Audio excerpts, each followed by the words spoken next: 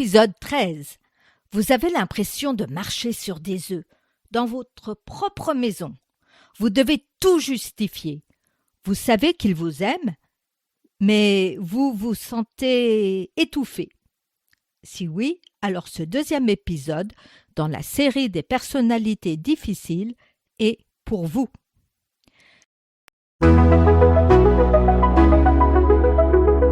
J'étais heureuse, puis je me suis mariée et tout a changé. Bienvenue sur mon podcast « Briser les chaînes ». Ce podcast est pour vous si vous êtes chrétienne et malgré cela malheureuse, enchaînée dans une relation toxique. Vous n'avez plus de joie. Vous voulez retrouver cette joie. Peut-être que cet épisode ne concerne pas votre couple, mais je suis sûre que vous connaissez des gens autour de vous, parmi vos collègues, vos voisins, vos amis ou dans l'église, qui sont concernés. Cet épisode vous aidera à mieux les comprendre.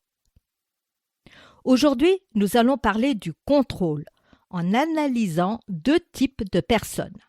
Premièrement, l'hypercontrôlant, puis une personne ayant des TOC. Tous les deux contrôlent leur environnement pour se sentir bien et non par désir de faire souffrir l'autre. Alors, l'hypercontrôlant. Les personnes hypercontrôlantes ont besoin de contrôler leur environnement pour se sentir bien. Certains peuvent aussi développer des TOC. Qu'est-ce qui caractérise ces personnes? Premièrement, le perfectionnisme. Souvent, la caractéristique auquel nous pensons en premier, c'est le perfectionnisme. L'hypercontrôlant peut paraître orgueilleux, car il pense être le seul capable de faire le travail correctement.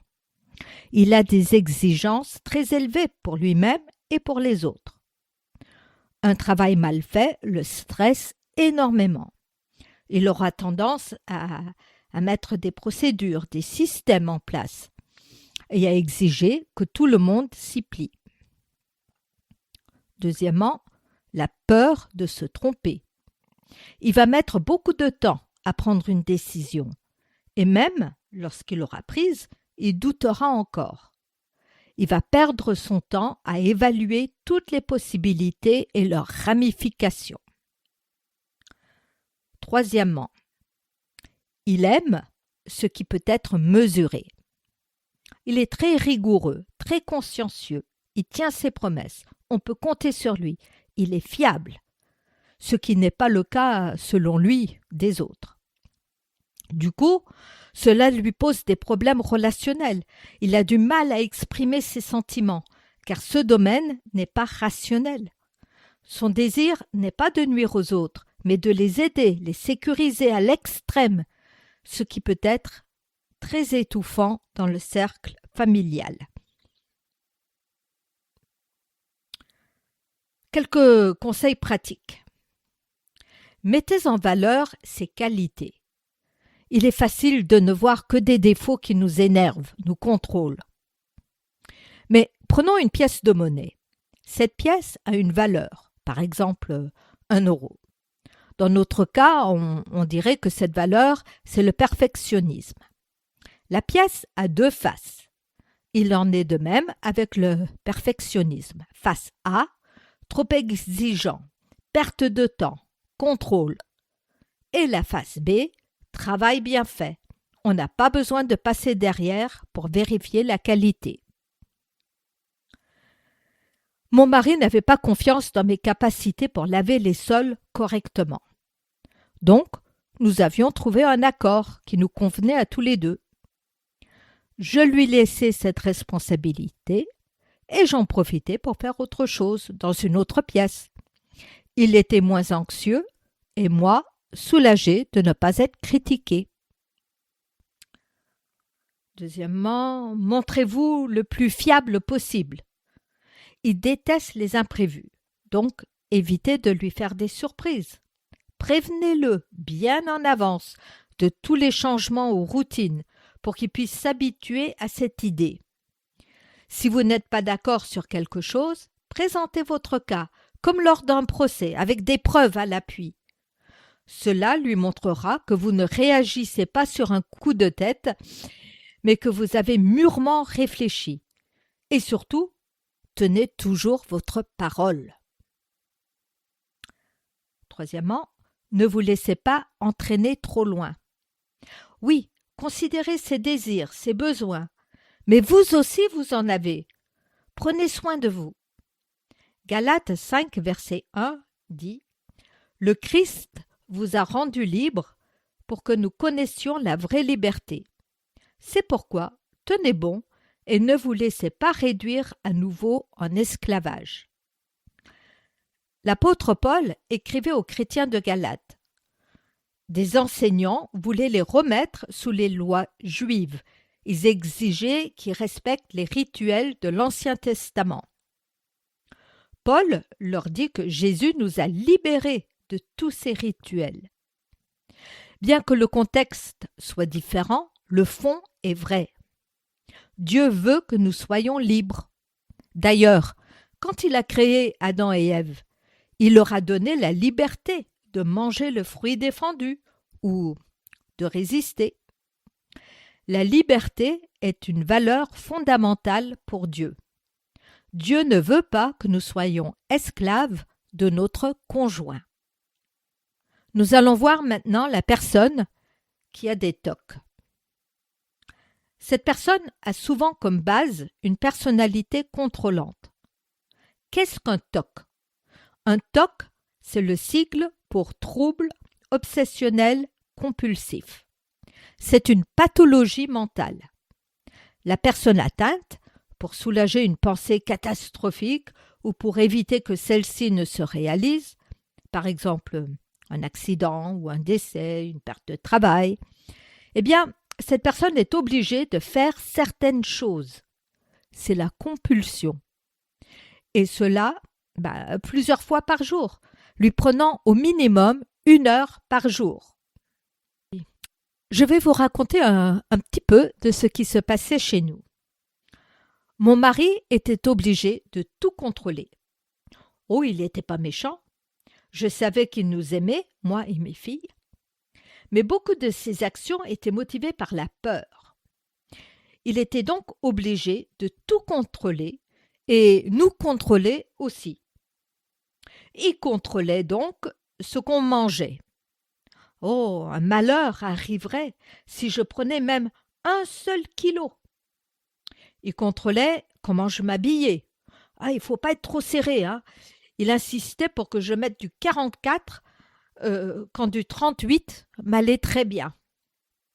Chaque dépense ravivait une peur de manquer, même si cela rentrait dans le budget que l'on avait établi ensemble. Il fallait faire attention à ne pas faire de bruit en claquant une porte de placard. Attention à ne pas gicler de l'eau en se lavant les mains. Il fallait mettre des vêtements spéciaux quand j'allais m'occuper de mon chien. Par contre, il m'aimait, ainsi que nos enfants. Il ne disait que du bien de moi. Il vantait mes qualités auprès de mes amis et familles. Il était très fier de ses filles. Ce n'est que plusieurs années après notre mariage, et lorsque ce style de vie était déjà bien établi, que j'ai appris ce qu'était un TOC. Je regrette de ne pas avoir su plus tôt, car j'ai fait beaucoup d'erreurs involontaires dans mon accompagnement. Cela a rendu les changements bien plus difficiles. Voici ce que j'aurais fait si j'avais su. S'informer. Je cherchais partout sur Internet, mais je n'ai rien trouvé de spécial. Je n'avais pas le mot TOC. Il existe des moyens pour diminuer ces troubles par la prise de médicaments et aussi la thérapie comportementale et cognitive, TCC. Beaucoup de personnes atteintes ne se rendent pas compte à quel point cela affecte la vie de leur famille et entourage. Deuxièmement, ne pas participer à ces TOC. Souvent, la personne qui a un TOC, ça le frustre, ça le stresse tellement qu'il nous demande de participer. Au lieu d'aller vérifier si une porte est fermée à clé, il va nous demander d'aller le faire. Alors c'est facile d'entrer dans ce schéma parce qu'on a envie de soulager la personne qu'on aime. Mais mieux vaut en parler ensemble et montrer que l'on croit en lui. Lui dire par exemple « Je sais que tu peux y arriver ». On peut aussi faire un contrat qui change au fur et à mesure des progrès. Cela nous permettrait de lui rappeler ce que nous avions décidé. Dire par exemple « Ça, c'est des choses qui ne devraient pas se produire à la maison. C'est le TOC qui le veut. Et je refuse de participer à cela. » On peut l'encourager à suivre une thérapie comportementale et cognitive. Cette thérapie consiste à lui faire comprendre intellectuellement les excès de ce comportement et amorcer le changement par petites étapes.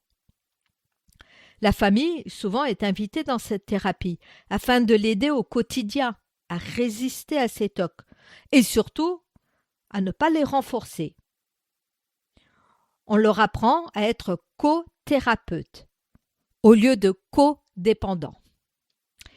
La famille, comprenant le traitement et ce qui se passe, est plus compréhensive et cela facilite la cohésion familiale.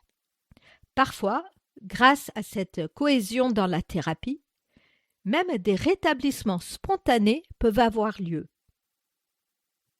Ne pas obliger. Que faire si, malgré tous nos efforts pour l'encourager à se faire aider, il refuse? Parfois, lui expliquer que nous-mêmes, nous avons besoin de nous faire aider, car nous n'allons pas bien. Le fait que nous voyons un thérapeute pour nous-mêmes peut l'aider à voir qu'il n'y a pas de honte à consulter un professionnel. On ne peut obliger quelqu'un de se soigner s'il n'est pas conscient de cette nécessité ou si sa peur est trop grande. Par contre, il ne faut surtout pas continuer à l'accommoder. Ce n'est pas bon, ni pour lui, ni pour vous, ni pour vos enfants, car cela l'encouragera davantage dans ses rituels. Quand mon mari me voyait à bout, il acceptait de se faire aider. Il faisait des efforts pour se contrôler. Mais dès qu'il voyait que j'allais mieux et que le thérapeute commençait à creuser un peu trop et lui demandait de sortir un peu de sa zone de confort, il arrêtait tout. Les rituels le soulageaient, donc il n'avait pas envie de continuer. Après tout, être propre, rangé et bien gérer ses finances sont de bonnes choses, non? Cherchez un groupe de thérapie comportementale et cognitive. Il y en a de plus en plus partout en France. Je vais prier. Merci Seigneur de nous avoir créés tous différents, avec nos qualités et nos défauts. Merci pour les dons que tu as donnés à chacun. Seigneur, je te prie de nous aider à mieux nous comprendre, à se respecter les uns les autres. Je te prie tout particulièrement pour ces personnes prisonnières de ces TOC. Tu es capable de les en délivrer. Donne-leur le courage d'oser affronter leurs peurs et de se faire accompagner. Je te prie pour leur entourage immédiat, qu'ils puissent s'appuyer sur toi. Donne-leur la patience et la force de ne pas tout accepter et de les aider à être de bons co-thérapeutes. En ton nom, Seigneur Jésus. Amen. Si cet épisode vous a aidé, eh bien, vous pouvez vous abonner et je vous dis à la semaine prochaine.